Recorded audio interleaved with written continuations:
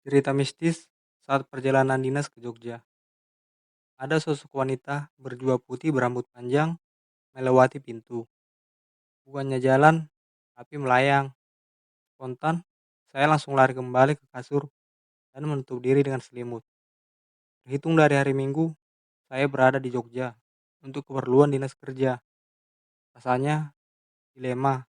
Setiap kali diminta untuk dinas ke tempat yang sudah menjadi rahasia umum, mudah sekali dirindukan, yakni seperti Jogja. Di satu sisi, saya selalu ingin merasakan kembali suasana Jogja. Di sisi lain pun akan merasa rindu juga kepada keluarga yang berada di beda provinsi. Namun, itu sudah tuntutan.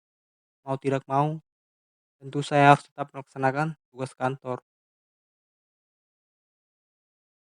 Saya berangkat pada Minggu siang dari Jakarta dan tiba di Jogja sekira pukul 15:10. Lalu beristirahat sejenak sebelum melanjutkan perjalanan ke penginapan yang sudah dipesan 1 minggu sebelumnya. Pukul 16:00, akhirnya saya tiba di penginapan yang terbilang cukup nyaman untuk dihuni.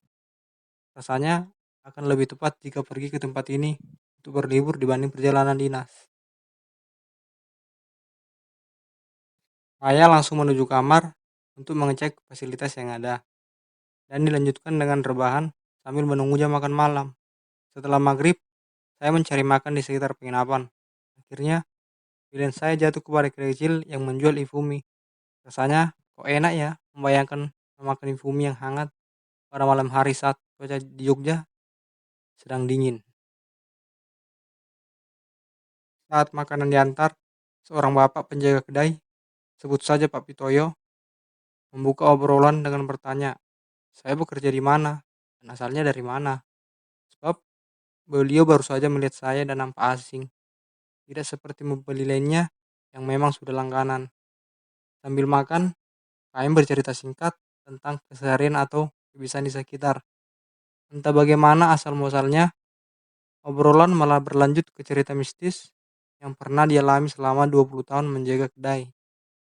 Pak Pitoy bercerita, dari awal kedai dibuka selama 24 jam karena memang tempat tinggalnya masih di satu tempat yang sama. Jadi, jika sedang mengantuk, khususnya di malam hari, bisa sambil istirahat dan tidur. Istri dan anak pun senantiasa menjaga kedai secara bergantian. Diceritakan oleh Pak Pitoyo, pernah suatu ketika di sekitar pukul 23:00 ada seorang pria yang baru saja pulang bekerja mengendarai motor dan memesan nasi goreng. Pria tersebut sudah memberi uang lebih dulu dan diminta untuk menunggu selagi nasi goreng dimasak. Namun, saat Pak Pitoyo menoleh ke meja pelanggan, pembeli tersebut tidak nampak sama sekali. Uang yang sebelumnya diberi dan disimpan di dalam raci pun raib.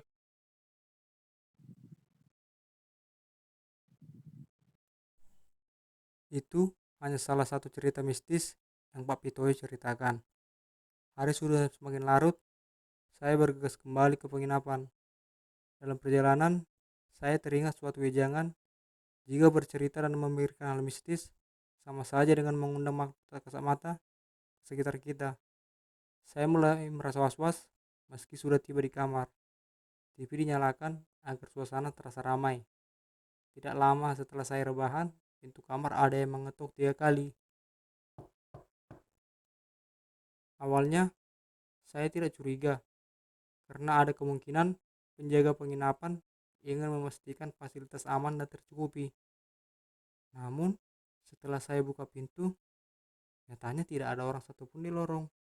Pikir saya mungkin sudah lewat karena terlalu lama tidak. Tak lama, ada ketukan berikutnya. Ini saya langsung bergegas, namun untuk memastikan, saya cek terlebih dulu melalui kaca kecil pada pintu. Tidak ada siapa-siapa di sana.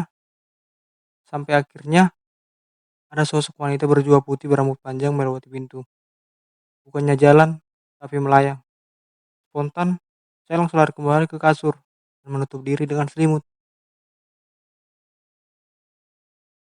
Dalam ketakutan dan jantung yang berdegup cukup kencang, saya terbangun dari mimpi. Ternyata saya ketiduran dan waktu sudah menunjukkan pukul 20:10. Saatnya bergegas makan malam sebelum semakin larut. Tanpa diduga, saya menemukan kedamaian yang sama persis seperti di mimpi sebelumnya. Saya akhirnya memesan mie goreng karena tidak ingin mengalami cerita mistis yang sama persis seperti mimpi. Tapi ada yang berbeda. Yang melayani bukan Pak Pitoyo, melainkan seorang perempuan dewasa. Setelah saya coba tanya dan sedikit berbincang, dia salah satu anak dari pemilik kedai tersebut. Bapak pemilik kedai sudah tiada 5 tahun karena sakit, dan dia adalah Pak Pitoyo.